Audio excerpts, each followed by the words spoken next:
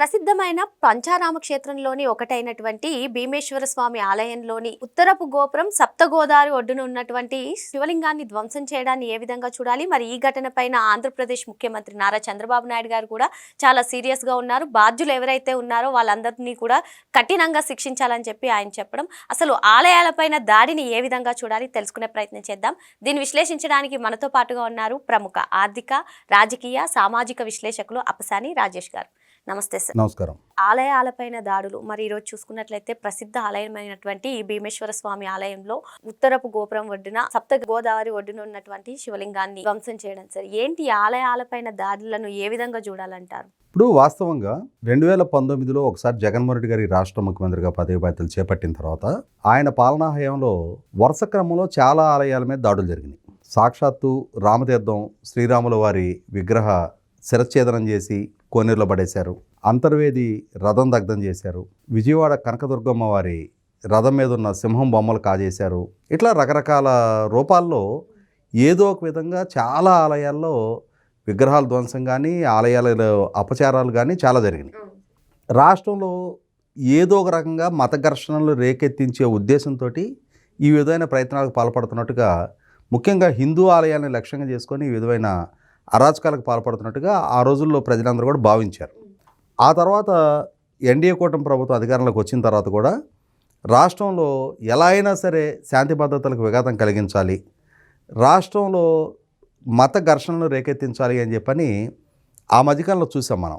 ప్రవీణ్ పగడాల అని చెప్పని ఒక ఫాస్టర్, అతను మద్యం సేవించి హైదరాబాద్ నుంచి రాజమండ్రి బైక్ మీద బయలుదేరుతూ అతను ప్రమాదవశాత్తు మరణిస్తే, మద్యం సేవించిన స్థితిలో తను ఒంటి మీద తన నియంత్రణ కోల్పోయి ఆ డ్రైవింగ్ చేసే క్రమంలో అతను ప్రమాదవశాత్తు మరణిస్తే దాన్ని హత్యగా చిత్రీకరిస్తూ దాన్ని ప్రభుత్వానికి ఆపాదిస్తూ, సాక్షాత్తు పవన్ కళ్యాణ్ గారికి చినజీయర్ స్వామికి ఆపాదిస్తూ రాష్ట్రంలో మత ఘర్షణల్ని ప్రేరేపించడానికి ఏ విధంగా ప్రయత్నం చేసింది, ఎంతమంది దాన్ని హత్య అని చెప్పని ఎలిగేషన్స్ ప్రభుత్వం మీద నిందలు మోపుతూ సమాజంలో శాంతి భద్రతల స్థితిని భగ్నం చేయడం కోసం ఎంత దుర్మార్గంగా వ్యవహరించింది మనం చూసాం.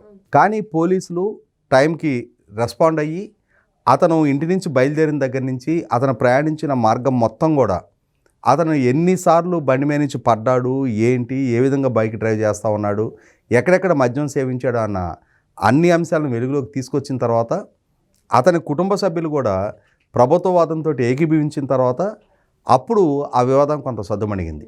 ఇప్పుడు మళ్ళీ చూస్తున్నాం మనం. మీరు ప్రస్తావించినట్టుగానే ఈస్ట్ గోదావరి జిల్లా ద్రాక్షారామం భీమేశ్వర ఆలయంలో పంచరామ క్షేత్రాల్లో ఒక క్షేత్రంగా మనం భావించుకుంటాం.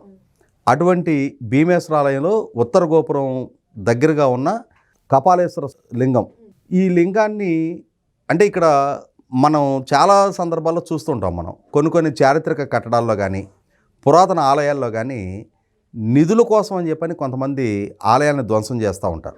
ఆలయాన్ని ధ్వంసం చేసి అక్కడ ప్రతిష్ఠ చేసిన విగ్రహాలని పెకలించేసి ఆ విగ్రహాల కింద ఏదైనా నిధులు ఉంటాయి అనే ఉద్దేశంతో కొంతమంది ఇటువంటి దుర్మార్గపు చర్యలకు పాల్పడుతూ ఉంటారు. అలాగే ఇంకొందరు మతపరమైన విద్వేషంతో ఏదో ఒక రకంగా ఒక ఆలయాన్ని, ఒక ఆచార వ్యవహారాలని కనుక అక్కడ భగ్నం చేస్తే, ఆలయాన్ని ధ్వంసం చేస్తే ఆ ఆలయాన్ని ఆరాధించే భక్తుల్లో ఎమోషన్స్ ఫ్లేరప్ అవుతాయి. అలా ఎమోషన్స్ ఫ్లేరప్ అవటం ద్వారా ఉద్రిక్తతలకి దారితీస్తుంది. పలానా మతం వాళ్ళు దాడి చేసి ఇక్కడ ఈ శివలింగాన్ని ధ్వంసం చేశారు అని చెప్పని ఇంకొక మతం వాళ్ళ మీద అది ఘర్షణపూరిత వాతావరణానికి దారితీయాలి అనే ఒక దుర్దేశపూరిత, కుట్రపూరిత కుతంత్రాలతోటి ఈ విధంగా వ్యవహరించే వాళ్ళు కొద్దిమంది ఉంటారు. వీళ్ళు ప్రమాదకారులు. అంటే సమాజంలో జాతుల మధ్య, వర్గాల మధ్య, మతాల మధ్య, ప్రజల మధ్య విద్వేషాలు పెంచి ఘర్షణపూరిత వాతావరణం సృష్టించాలి అనే ఒక కుట్రకోణంతో, నేరపూరిత ఆలోచనలతోటి ఇటువంటి చర్యలకు పాల్పడితే, ఇందాక నేను ప్రస్తావించిన కనీసం ఆ నిధుల కోసం ఆలయాన్ని ధ్వంసం చేశాడు అన్నా కూడా వాడేదో దోపిడీదారుడిగా భావించవచ్చు మనం. అత్యాశతోటి చారిత్రక, అలాగే ప్రజలకు సంబంధించిన ఆధ్యాత్మిక చింతన గురించి అవగాహన లేక దుర్మార్గంగా వ్యవహరించాడని అంతవరకు చూడవచ్చు. అలా కాకుండా సమాజంలో ఇవాళ ప్రశాంతంగా జీవిస్తూ ఉన్న, ఇరుగు పొరుగున జీవిస్తున్న ప్రజల మధ్య వైషమ్యాలు పెంచడం అనే ఒక దుర్మార్గపు ఆలోచనతో కనుక ఇటువంటి చర్యలకు పాల్పడితే ఎట్టి పరిస్థితుల్లో వాళ్ళని టాలరేట్ చేయడానికి వీల్లేదు. ఎందుకంటే వాళ్ళని సమాజంలో ఇవాళ ప్రజల మధ్య అన్రెస్ట్ క్రియేట్ చేయడం అనే ఒక ఎజెండాతో కనుక అటువంటి వాళ్ళు వ్యవహరించినప్పుడు వాళ్ళని ఎవరు అటువంటి చర్యలకు ప్రేరేపించారు, ఎవరు ఆదేశాలతో వాళ్ళు ఇటువంటి చర్యలకు పాల్పడ్డారని మూలాల్లోకి వెళ్ళి విచారణ చేయాల్సిన అవసరం ఉంటుంది. ఇవాళ మనం ఎక్కడో క్రాస్ బోర్డర్ టెర్రరిస్టులు వచ్చి ఇక్కడ శాంతి భద్రతలకు విఘాతం కలిగించే ప్రయత్నం చేస్తున్నారని చెప్పని చర్చించుకుంటూ ఉంటాం. అలాగే నక్సలైట్లు ఇవాళ భారత రాజ్యాంగాన్ని గుర్తించకుండా, గౌరవించకుండా, ప్రజల ద్వారా ఓటు ద్వారా ఎన్నికైన ప్రభుత్వాన్ని రికగ్నైజ్ చేయకుండా తుపాకీ కొట్టడం ద్వారానే రాజ్యాధికారం సాధించాలని చెప్పని చేసే పోరాటంలో ఇవాళ ఎటువంటి దాన్ని ఒక శాంతి భద్రతల సమస్యగా ప్రభుత్వాలు హ్యాండిల్ చేస్తున్నది చూస్తున్నాం మనం.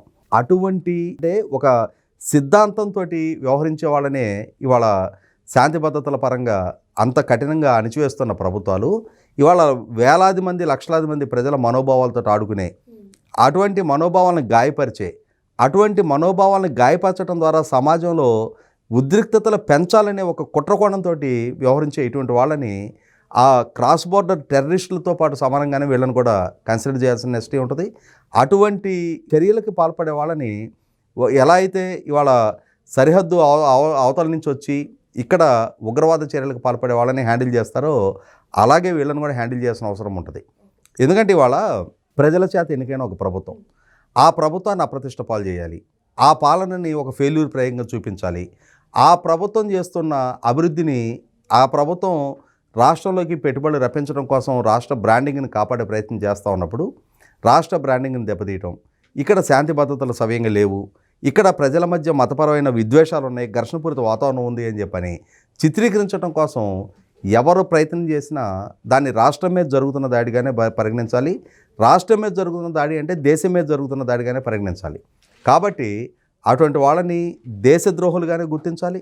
ఇవాళ సమాజంలో ఇవాళ జాతుల మధ్య, వర్గాల మధ్య, మతాల మధ్య విద్వేషాలు పెంచడానికి ప్రయత్నం చేసే ఏ స్థాయి వ్యక్తులైనా సరే వాళ్ళు కనుక అటువంటి కుట్రకోణంతో కనుక ప్రయత్నం చేసినప్పుడు కఠినమైన చట్టాలతోటి వాళ్ళని హ్యాండిల్ చేయాల్సిన అవసరం ఉంది. వాళ్ళని అరెస్టులు చేయాలి.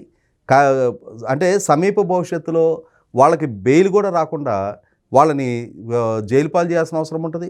అన్నిటికన్నా ముఖ్యంగా వీళ్ళ వెనకున్న అసలు సిసలు మాస్టర్ మైండ్స్ ఎవరు, వీళ్ళకి అంటే ఈ విధంగా వీళ్ళని ప్రేరేపించి వీళ్ళకి రిసోర్సెస్ ప్రొవైడ్ చేస్తున్నది ఎవరు, వీళ్ళని రేపు కాపాడుతామని అష్యూర్ చేస్తున్నది ఎవరు, ఆ దిశగా ఖచ్చితంగా ప్రభుత్వ పరంగా ఎంక్వైరీ జరగాలి. అలాగే విచారణ సంస్థలు కూడా మూలాల్లోకి వెళ్ళి విచారణ చేయాల్సిన అవసరం ఉంది. ఈ మధ్యకాలంలో మనం చూసాం, చంద్రబాబు నాయుడు గారు రీసెంట్గా అయోధ్య బాలరాముని దర్శనం చేసుకొని రావడం జరిగింది.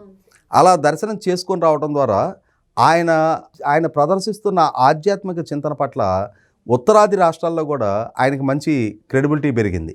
అంటే ఇవాళ ఒక ఆధునిక భావాలున్న ముఖ్యమంత్రిగా, సాంకేతికతకి పేరెన్నిక కన్న ముఖ్యమంత్రిగా, సాంకేతికతకి విపరీతమైన ప్రాధాన్యత ఇచ్చే ముఖ్యమంత్రిగా, ఒక మోడర్న్ డే ముఖ్యమంత్రిగా చంద్రబాబు నాయుడు గారిని దేశం పరిగణిస్తుంది. అటువంటి చంద్రబాబు నాయుడు గారు ఇంతటి ఆధ్యాత్మిక చింతనతో ఉత్తరాదిలో ఉన్న అయోధ్య రాముడిని దర్శనం చేసుకోవడానికి వచ్చారు అనేది ఉత్తరాది మీడియాలో, ఉత్తరాది అంటే మేధావుల నుంచి కూడా ఉత్తరాది ఆధ్యాత్మిక భావనని కోరుకునే ప్రజల్లో కూడా చంద్రబాబు నాయుడు గారికి ఒక మైలేజ్ రావడం జరిగింది. దాన్ని చూసి జీర్ణించుకోలేక ఒకవేళ చంద్రబాబు నాయుడు గారి పాలనలో ఇక్కడ హిందూ ధర్మానికి ఎటువంటి అపచారాలు జరుగుతున్నాయని చెప్పని చూపించడం కోసం ఇటువంటి ప్రయత్నాలు చేశారేమోనని కూడా ఆలోచించాల్సిన అవసరం ఉంటుంది. దీని వెనుక వైసీపీ కుట్ర ఉంది అని కూడా కొందరు అనుమానం. ఖచ్చితంగా. ఎందుకంటే ఇవాళ ఫాస్టర్ ప్రవీణ్ పగడాల ఉదంతం జరిగిన నాడు ఆ రోజు వైసీపీ ప్రేరేపిత ఫాస్టర్లు ఎంతమంది ఏ విధంగా వ్యాఖ్యలు చేశారు, ఎంతమంది ఏ విధంగా వ్యవహరించారు, ఎంతగా సమాజంలో విద్వేషాలు పెంచే ప్రయత్నం చేశారు, బెదిరింపులకు పాల్పడ్డారనేది కూడా మనందరం చూసాం. కాబట్టి ఇవాళ రాష్ట్రంలో శాంతి భద్రతలకు విఘాతం కలిగించడానికి ఆస్కారం ఉన్న ఏ ఒక్క సంఘటనని కూడా వైసీపీ పార్టీ వదులుకోదు.